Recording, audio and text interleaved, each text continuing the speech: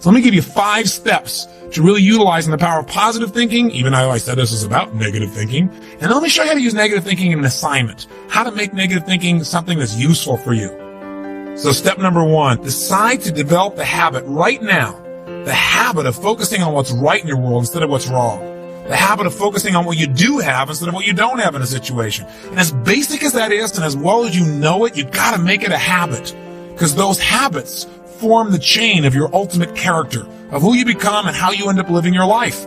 We've got to condition ourselves, because if we don't, we'll go back to the automatic state that most people live in today's society.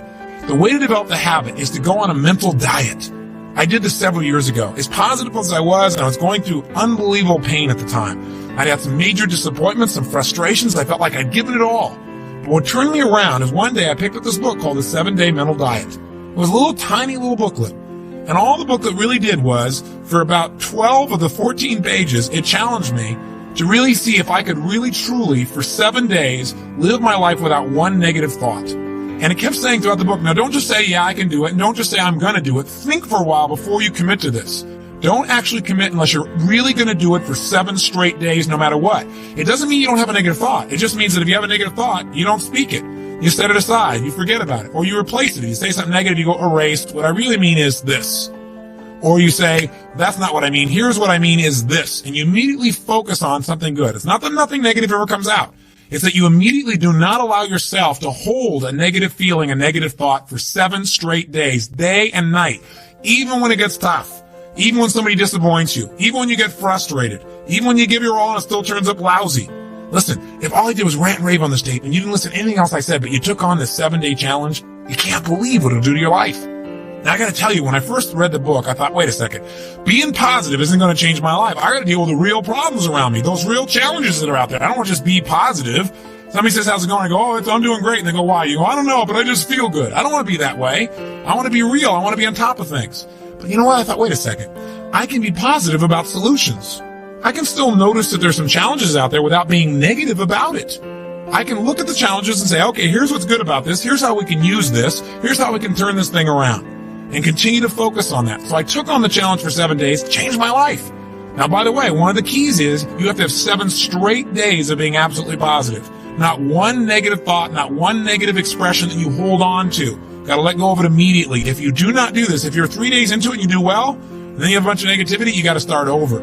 And you know what? After you go about 4 or 5, 6 days in a row doing really well, something major negative is going to happen. How's that for some positive programming? But what it is a test to see how committed you really are.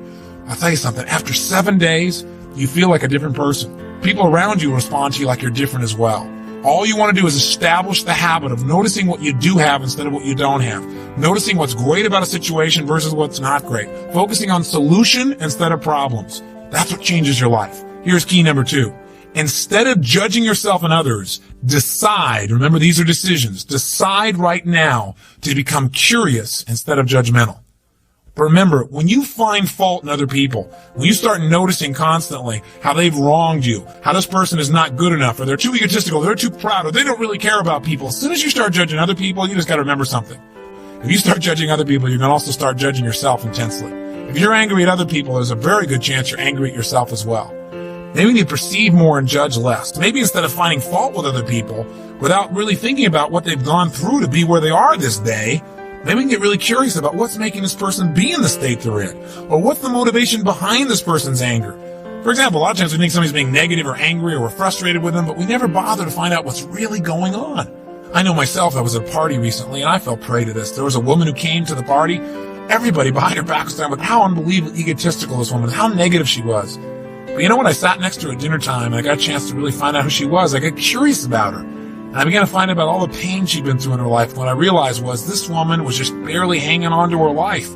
She just needed to know that people cared, but she was so afraid of being rejected that she put out this ego because she didn't want someone to reject her, so she figured she'd reject them first. And I got a chance to really know her, and she was a wonderful person. I'll tell you something else we're going to be careful of that ties in with this, of our being judgmental. Out of our fear of having heroes in our society today, we seem to try and consume them and destroy them as quick as we can. We try to find something that's wrong with our heroes because, boy, we don't want another Jim Jones. We don't want another Jim Baker. Remember, we got to judge less, perceive more. We got to get curious.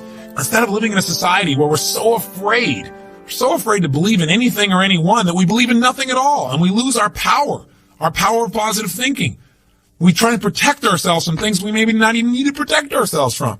Or we live in a society where we try and destroy our heroes, where we take somebody like Barbara Walters, an incredible broadcaster, a woman of incredible integrity, who gets nailed by one person in a book, and it's in every newspaper across the land, how she probably stomped on people to get where she was. That's absurd. Or Martin Luther King, after he's passed on, somebody comes back and stomps all over his career and his reputation. Is that the society we want to live in? Any person who takes glee in watching another person's pain will experience plenty of pain themselves. Remember the quote, "He who was without sin, let him cast the first stone." The bottom line is, if you go looking for brown, you're going to find it anywhere you look for it, in others or yourself. Free yourself from the disease of making others wrong, and you'll free yourself from the disease of making yourself wrong. You have a lot more energy to create solution instead of problems. It's part of the power of positive thinking instead of falling for the destructive power of negative thinking. If you want to get curious, just ask yourself, what do I like about this person? Wonder what's going on with this person that would make them feel this way. How could I help this person? As you ask these kinds of questions, you may learn something about how human beings operate, about their motivations, maybe even some things about how to support yourself as you try to support others.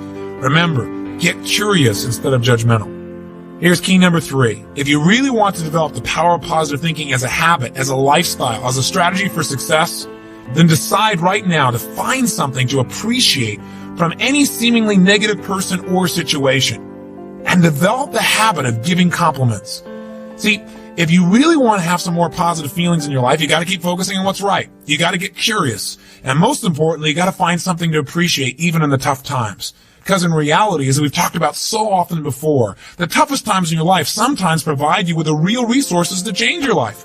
So what we've got to do is find something to appreciate. Not someday when things work out. We got to appreciate where we are right. But I'm going to ask some questions some people may think of as negative, which is, what isn't working? Because if you're not willing to look at what isn't working, you can get yourself in trouble. So when I say number 3 is, develop the habit of noticing something you can appreciate out of the situation, even something that seems to be negative. What I mean by that is, find out what's working, but also appreciate what isn't working. Appreciate it enough that maybe it creates enough pain for you to want to make a change.